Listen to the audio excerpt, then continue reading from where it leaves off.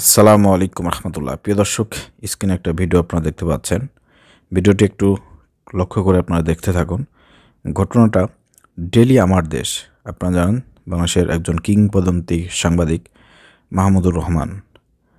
তিনি হচ্ছেন ফ্যাসিবাদকে যিনি সর্বপ্রথম পরিচয় করিয়ে দেন এবং ফ্যাসিবাদ নামকরণের যিনি প্রতিষ্ঠাতা, উদ্ভাবক যাকে বলা হয়, তিনি হচ্ছেন আমাদের সাংবাদিক মাহমুদুর রহমান। তার যে পত্রিকা আমার দেশ, তো সেটা এই 22 তারিখে আপনার চালু হবে, ওপেনিং করা হবে। তো ইতিমধ্যেই ডেইলি আমার দেশ, দৈনিক আমার দেশ পত্রিকা ইতিমধ্যে তাদের কার্যক্রম পরিচালনা করেছে। ফেসবুক, ইউটিউব, তাদের পেজ, ইউটিউব চ্যানেল সবখানে সেখানে নিউজ ছড়িয়ে যাচ্ছে। আপনারা যে ভিডিওটি দেখতে পাচ্ছেন, ডেইলি আমার দেশ এই ভিডিওটি তারা পোস্ট করেছে। তারা যে ক্যাপশনটা দিয়েছে, প্রিয় দর্শক, অবাক হয়ে যাবেন আপনি, যে অন্যায়ের প্রতিবাদে চাঁদপুর বৈষম্য বিরোধী ছাত্র আন্দোলনের বিক্ষোভ মিছিলে অংশগ্রহণ করায় হামলার অভিযোগের তীর জেলা বিএনপি সভাপতির বিরুদ্ধে। এখানে বৈষম্য বিরোধী ছাত্র আন্দোলনের উপরে একটা হামলা হয়েছিল।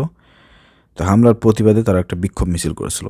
সেই বিক্ষোভ মিছিলে অংশগ্রহণ যারা করেছিল তাদের উপরে আবার হামলার অভিযোগ আসছে এবং তাদের উপরে নাকি আবার হামলা করছে আপনার বিএনপির সভাপতি, জেলা বিএনপির সভাপতি। চিন্তা করে দেখেন, অবাক হয়ে যাবেন আপনি, যে বৈষম্য বিরোধী ছাত্র আন্দোলনকে এখন মারধর শুরু করেছে।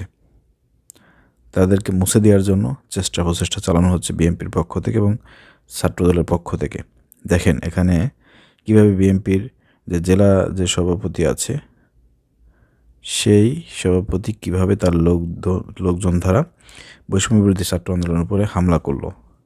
এটাকে মেনে নেওয়া যায়? চিন্তা করে দেখেন, যে বৈষম্য বিরোধী ছাত্র আন্দোলনরা এতদিন আন্দোলন করে সংগ্রাম করে এই হাসিনাকে উৎখাত করলো, বিএনপিকে রাজনীতি করার সুযোগ করে দিল, ছাত্রদলকে রাজনীতি করার সুযোগ করে দিল, বেগম খালেদাকে মুক্ত করলো, তারেক রহমানকে মুক্ত করলো, বিএনপির জন্য এত সুন্দর একটা পরিবেশ সৃষ্টি করে দিল।